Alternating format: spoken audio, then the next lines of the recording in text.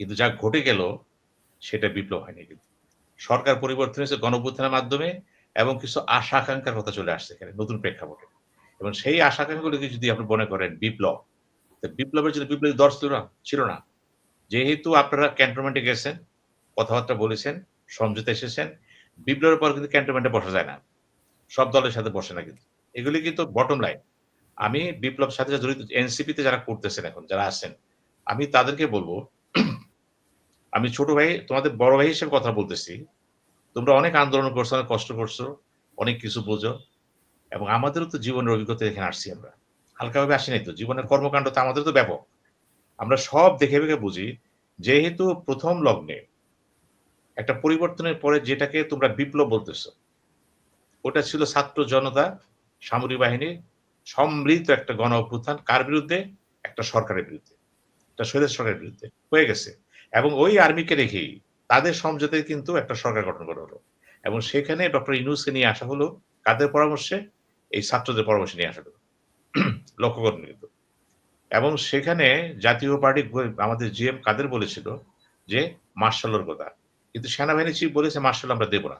আমরা জনগণের পাশে থাকবো। ঐতিহাসিক কথা বলেছে। তাকে ধন্যবাদ দেওয়ার অবশ্যই যোগ্য। এখন আসেন। তাহলে ওই মিটিং গুলি কেন হলো? যদি বিপ্লব হয়? সুতরাং এরপরে যখন শপথ হলো, অনুষ্ঠান হলো এবং আর্টিকেল 106 দিয়ে সুপ্রিম কোর্ট থেকে সা সা একটা অনুমতি নেওয়া হলো। কিভাবে চলবে সরকারটা এই পর্যন্ত। শেষ। এইখানে কোনটাই কিন্তু বিপ্লব না।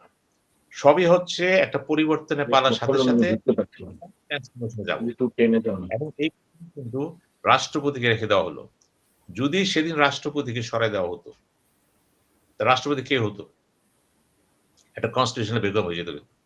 এই যে সাংবিধানিক ভ্যাকুয়াম, রাষ্ট্রপতি কে হতো? লোক ছিল না। আমাদের স্পিকারও তো নাই।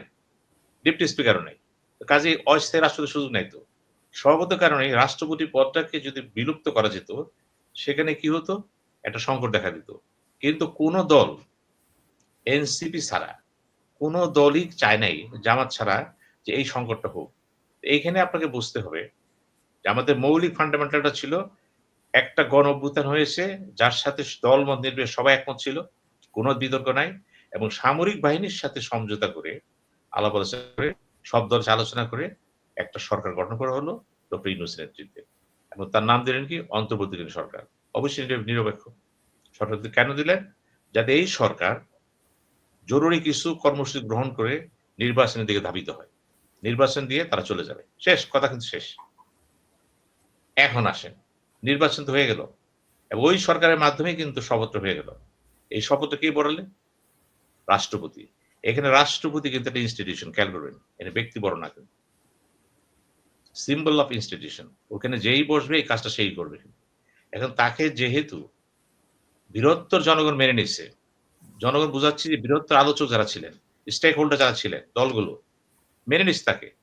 কেউ বা কেউ তারা মানল না। যারা প্রার্থী ১০ জন মানবে, ৩ জন মানবে না। তাতে কিছু আসে যায় না। মেজরিটি কি বলতেছে? ওই মানাতে কিন্তু তিনি টিকে গেলেন। এবং একটা সময় পরে নির্বাচন হলো। সেই ১১ মাস ১৮ মাস যেটা সেনাবাহিনী চিফ বলেছিলেন। প্রফেসর ইউনূস বলেছিলেন আরো কম উনি বলেছিলেন হয়তো হুম। আমার পরিবর্তন দেখে বুঝব। না। ১৮ মাসই কিন্তু সেনাবাহিনী চিফ যা বলেছেন তাই কিন্তু হয়েছে। লক্ষ্য রাখবেন কিন্তু। নির্বাচন হয়ে গেল, শপথ হয়ে গেল, সবই হয়ে গেল। এখন সংসদ বসছে।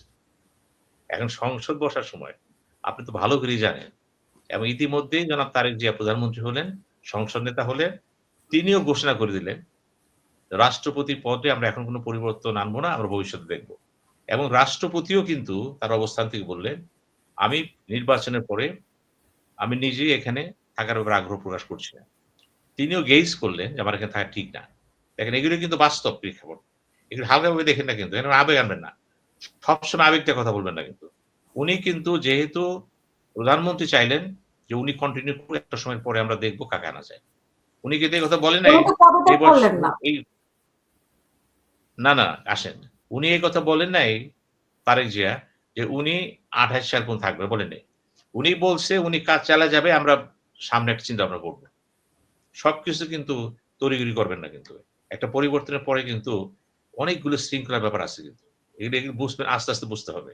এগুলো হুট করে কিন্তু বোঝাতে হবে না কিন্তু। এই যে পরিবর্তন আনলেন এবং রাষ্ট্রপতিকে রেখে দিলেন এবং রাষ্ট্র রেখে দিলেন। উনি বলছেন আমি থাকব না। উনি কেন আছেন?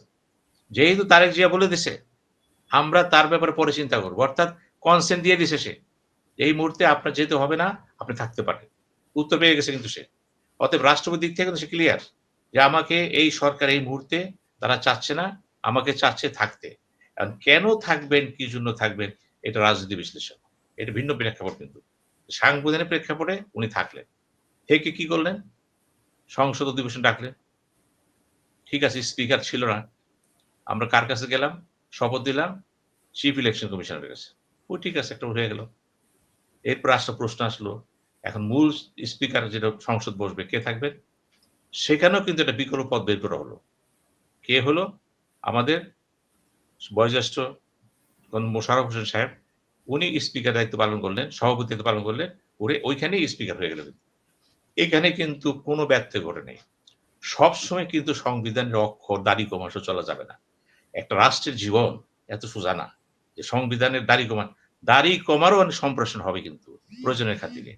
এই ঘটনা ঘটছে এর অতীতে ছিল না। পরিবর্তিত পরিস্থিতি কিন্তু ঘটছে। এই ঘটার কারণে কিন্তু কোনো কিছু অশুদ্ধ হয়ে যায় না কিন্তু। সব দল জামাত ইসলাম নিজেও কিন্তু খন্দকার মোশাররফ সাহেবকে মেনে নেননি। এবং ধন্যবাদ জানিয়েছেন তার। আমার এখনো মনে হুম, আছে যে Abu Taher deputy leader of the opposition তিনি কিন্তু বলেছেন, "আমরা এক এলাকার। ভালো সম্পর্ক।" দেখেন, হৃদ্যতাপূর্ণ পরিবেশে কিন্তু হলো এটা। এরপরে স্পিকার চলে আসলেন। আমাদের হাফিজ ভাই চলে আসলেন। খেলা শেষ।